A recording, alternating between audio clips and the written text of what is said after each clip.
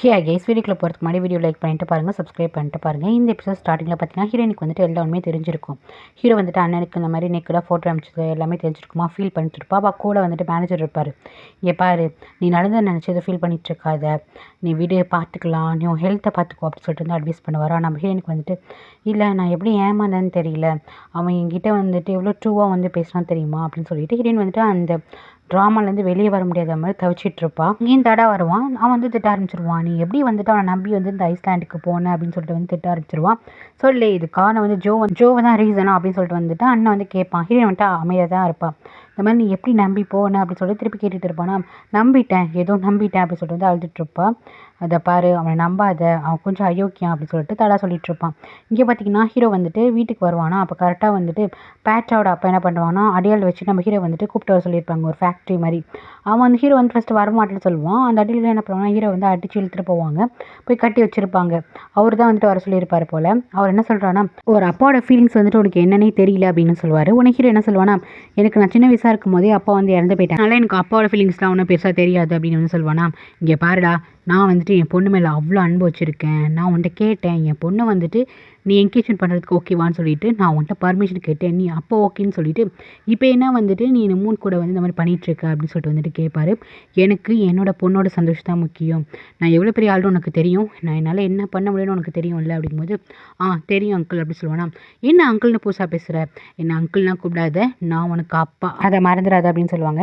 ஏன்னா தாய்லாண்டில் என்னென்னா இப்படி அப்பா அம்மா அப்படி தான் வந்துட்டு மதர் இன்லா ஃபாதர் இன்லான்னு சொல்லுவாங்க. ஸோ அதுதான் சொல்லும் போது, இந்த பாரு என் பொண்ணை மீட் பண்ணப்போ என் பொண்ணு உனக்காக வெயிட் பண்ணிட்டுருப்பா அப்படின்னு சொல்லிட்டு அவர் வந்துட்டு அங்கே அனுப்பிச்சிடுவார். நெக்ஸ்ட்டு பார்த்தீங்கன்னா இங்கே ஹீரோயினை வந்துட்டு அண்ணங்காரை வந்துட்டு அழைச்சிட்டு போகிறான் பேங்காங்க்கு. போகிறப்பெல்லாம் ஒரு அட்வைஸ் தான், இந்த மாதிரி நீ ஹீரோ வந்துட்டு மறந்துடு, இதுக்கப்புறம் நீ தனியாக ஸ்டே பண்ண வேணாம், என்னோட வீட்லேயே நீ ஸ்டே பண்ணு அப்படின்ட்டு அட்வைஸ் போட்டு தான் அழைச்சிட்டு போகிறான். ஜோ பார்த்தீங்கன்னா அந்த ஹோட்டலில் தான் இருக்கா. ஹீரோ என்ன பண்ணுறான்னா ஸ்ட்ரைட்டாக பேங்காங் போகாமல் இங்கேயே சுற்றிட்டு இருக்கான். அப்போ வந்துட்டு ஜோ கேட்குறா, ஏன் நீ கிளம்பி போகலையா அப்படின்னு சொல்லிட்டு வந்து கேட்குறாளா. இல்லை நான் போகணும் அப்படின்னு ஹீரோ சொல்கிறான். உனக்கு என்னை பார்க்கும்போது எப்படி இருக்குது, நான் வந்து ஒரு பணக்கார வீட்டு பொண்ணை வந்து கல்யாணம் பண்ண போகிறேன், அதாவது ஜென்ரலோட பொண்ணை வந்து கல்யாணம் பண்ண போகிறேன். எங்கள் அக்கா வந்துட்டு அவள் போகிறதுக்கு முன்னாடி அவள் சொத்தெல்லாம் வந்துட்டு என் பேரில் வந்துட்டு பார்த்துக்கிறதுக்காக எழுதி வச்சுட்டு போயிருக்கா. பார்க்கும்போது உனக்கு எப்படி இருக்கும்போது அவள் வந்துட்டு ரொம்ப லக்கின்னு நினைக்கிறேன் அப்படின்னு வந்து சொல்லுவாளா. ஆனால் நான் அப்படி கிடையாது அப்படின்னு ஹீரோ வந்து சொல்லுவான். நெக்ஸ்ட்டு பார்த்தீங்கன்னா இங்கே பேட்டா தான் காட்டுறாங்க. பேட்டா வந்து கேட்குறா, அப்பா என்னப்பா ஆச்சுன்னு சொல்லிட்டு. அவன் வந்துட்டு கண்டிப்பாக வந்துடுவாம்மா, உன்னை தேடி தான் வருவான், ஆனால் இன்னுமே வரலையேப்பா, நைட் ஆயிடுச்சு அப்படின்னு சொல்லுவாளா.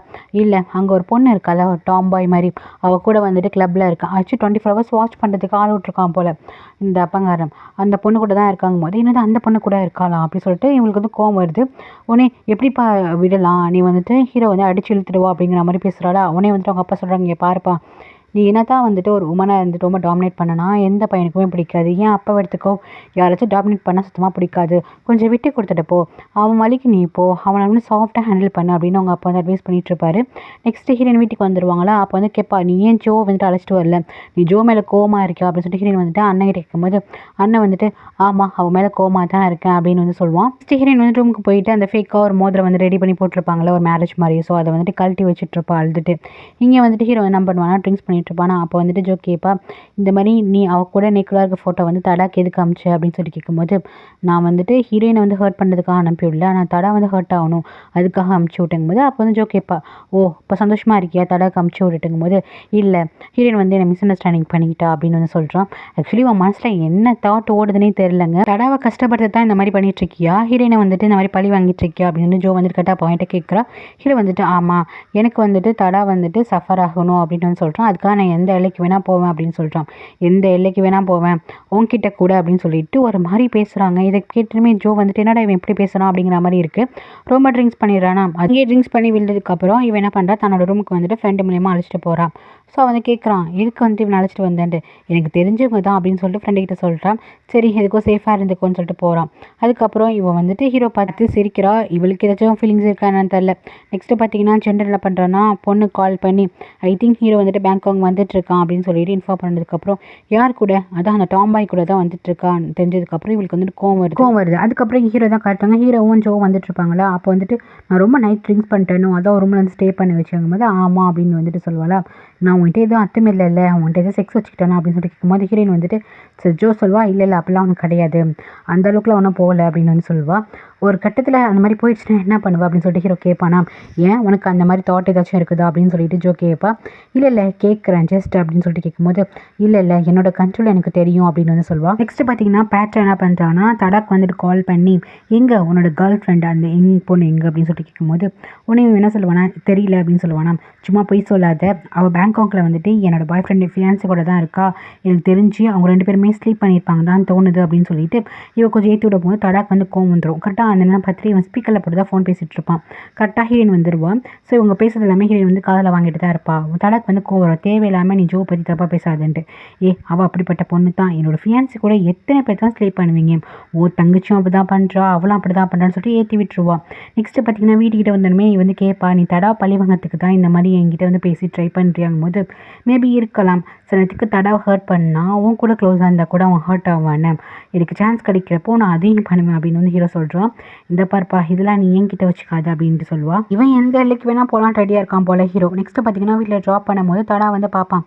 2 பேரும் ஒன்றா தானே வந்திருப்பாங்க. ஸோ செம்மையாக டென்ஷன் ஆகிட்டு போயிட்டு ஜோடி கேட்பான், எதுக்கு இவன் வந்து ஒன்று ட்ராப் பண்ணுறான், அப்போ வந்துட்டு நேற்று 2 பேரும் ஒன்றா ஸ்லீப் பண்ணிங்களா அப்படின்னு சொல்லிட்டு வந்து கேட்கும்போது ஆமாம் நாங்கள் 2 பேரும் ஒரே ரூமில் இருந்தோம் அப்படின்னு வந்துட்டு ஹீரோ சொல்லுவான். இது ரொம்ப ட்ரிங்க்ஸ் பண்ணியிருந்தேன், அவள் வந்துட்டு என்னை தூங்குறதுக்கு அலோவ் பண்ணா, அதுக்கப்புறம் இன்றைக்கி நான் தான் வாலண்டரியாக வந்துட்டு நான் உன்னை ட்ரா பண்ணுறேன்ட்டு நான் தான் அழைச்சிட்டு வந்தேன் அப்படின்னு வந்து ஹீரோ சொன்னதுக்கப்புறம் இவன் கேட்பான், அப்படியா 2 பேரும் ஒன்றா ஸ்லீப் பண்ணிங்களாங்கும் போது அவன் ரூமில் ஸ்டே பண்ணால் நான் ஏன் ரூமில் வந்துட்டு தூங்கிட்டு இருந்தேன் அப்படின்னு சொல்லுவாள்.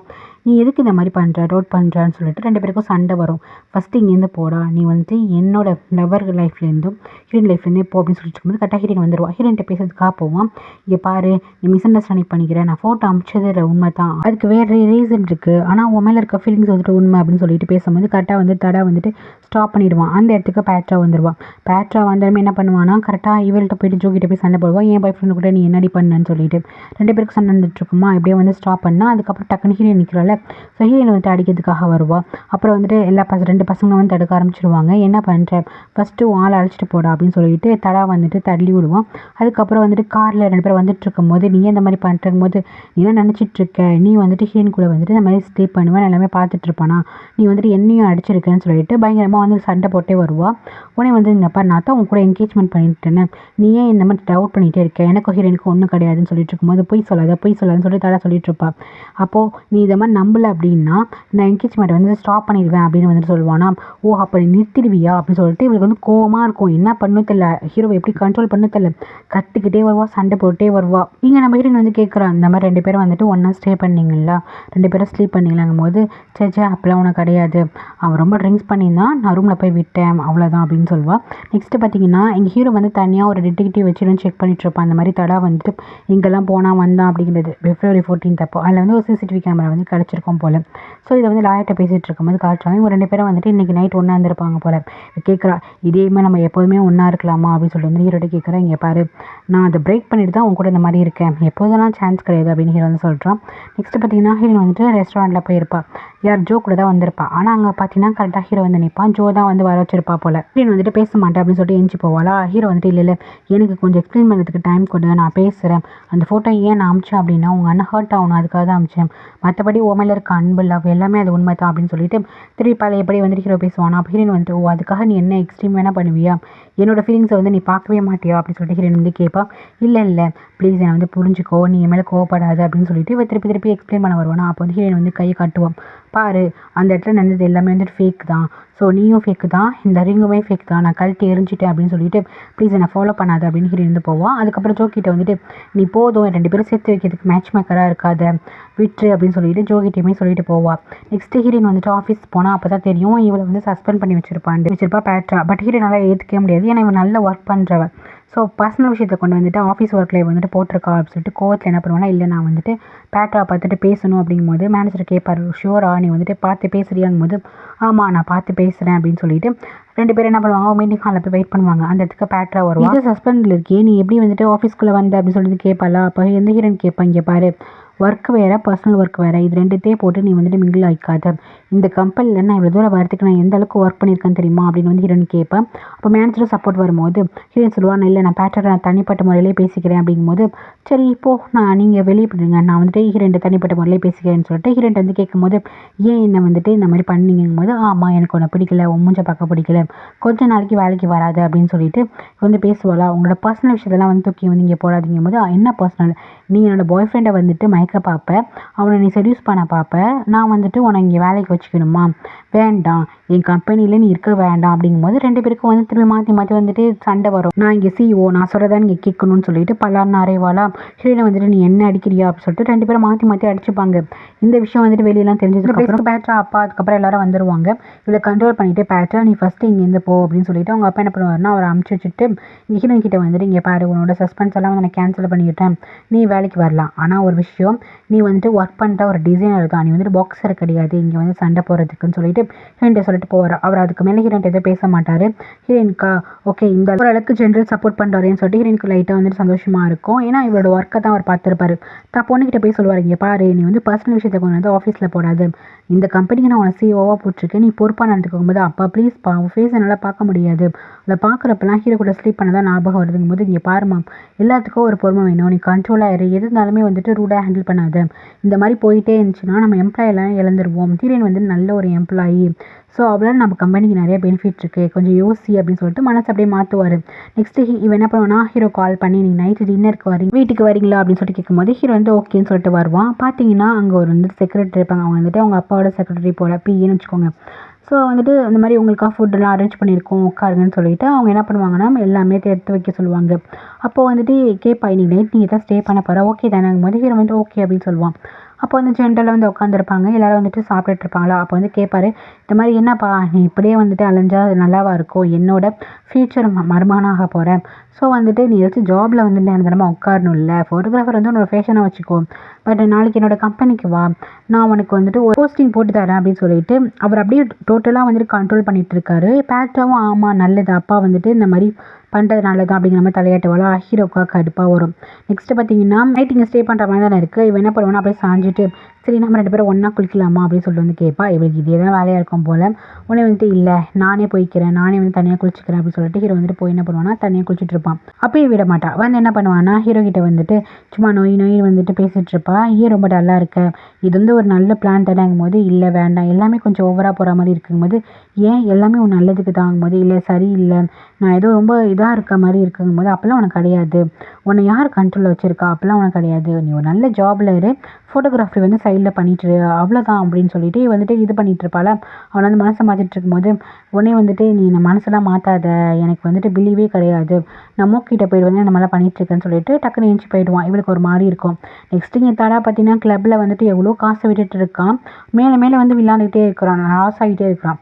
நெக்ஸ்ட்டு பார்த்தீங்கன்னா ஹீரோ என்ன பண்ணுறான், ஆஃபீஸ்க்கு போகிறான், அந்த மாதிரி இந்த அங்கிளோட ஆஃபீஸ்க்கு போகிறான். இந்த மாதிரி ஆப்போசிட் ரூமில் தான் வந்து அவனுக்கு ஒரு ப்ளேஸ் கொடுத்துருக்காங்க. இவனுக்கு அங்கேயும் எந்த வேலை பார்க்கணும்னு தெரியல, சும்மா தான் உட்காந்துருக்கான். இவன் என்ன பண்ணுறான்னா ஆஃபீஸில் ஒர்க் பண்ணுறது ஹஸ்பண்டுக்கு ஃபுட்டு கொண்டு வர மாதிரி ஹீரோக்கெலாம் கொடுத்துட்டு கிஸ் பண்ணிட்டு போகிறா. ஹீரோக்கா விதியே அப்படிங்கிற மாதிரி இருக்குது. நெக்ஸ்ட்டு பார்த்தீங்கன்னா ஹீரோயினுக்கு வந்துட்டு ஹீரோட ஃப்ரெண்ட் இருக்கான லாயர், அவன் வந்து கால் பண்ணி இந்த தடா கேஸ் விஷயமா வந்துட்டு பேசணும், நான் இந்த காலை தான் வெயிட் பண்ணிட்டு இருக்கேன் வா அப்படின்னு சொல்லிட்டு ஹீரோயின் வந்து கூப்பிடுவான். சரி ஹீரோ என்ன பண்ணுவான்னா நம்பி ஏறி உட்காந்து அந்த காருக்குள்ளே அமர்க்க மாட்டான், நம்ம ஹீரோ தான் இருப்பான். இதை பார்த்துமே இவருக்கு வந்து கோவம் வரும். என்ன நீ இருக்குங்கும் போது, நான் தான் உங்ககிட்ட பேசணும், தனியாக பேசணும், என் ஃப்ரெண்ட் ஹெல்ப் கேட்டேன் அதான் பண்ணான் அப்படின்னு ஹீரோ வந்து சொல்லுவானா. அவனே இவன் என்ன பண்ணுவானா லாயர் கால் பண்ணி, எதுக்கு இந்த மாதிரி பண்ணுறீங்க, உங்ககிட்ட பேச தான் நான் வந்தங்கும் போது, ப்ளீஸ் என் ஃப்ரெண்டு வந்துட்டு மன்னிப்பு கேட்கணுமா, ப்ளீஸ் கொஞ்சம் இது பண்ணு கோஆப்ரேட் பண்ணு அப்படின்னு சொல்லிட்டு அவன் வந்து ஃபோன் வச்சிருவான். ஹீரோயின் என்ன பண்ணுவானா தன்னோட வீட்டுக்கு அழைச்சிட்டு போயிடுவான். ஹீரோயின் வந்து கேட்குறான், எதுக்கு இவ்வளோ தூரம் அழைச்சிட்டு வந்திருக்கேன், என்னை ஏமாத்தினதை பார்த்தாதா, திருப்பி என்ன சொல்லி வந்துட்டு என்னை ஏமாற்ற போகிறேன் அப்படின்னு சொல்லிட்டு ஹீரோயின் வந்து கேட்பாள.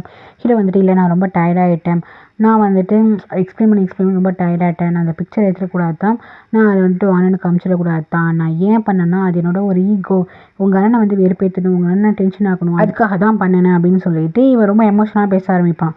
ஸோ அதுக்காக நீ எந்த எக்ஸ்ட்ரீம் வேணால் போவியா, நம்மளுக்குள்ளே நடந்ததுன்னா அதை வந்துட்டு அப்படியே வந்துட்டு ஓப்பனாக வந்து அமுச்சு விட்டுருப்பியா அப்படின்னு சொல்லிட்டு இவன் ரொம்ப கோவப்படுவான். நான் அவனை நம்பி தான் அவ்வளோ தூரம் வந்தேன் அப்படின்லாம் சொல்லிட்டு இருப்பாளா.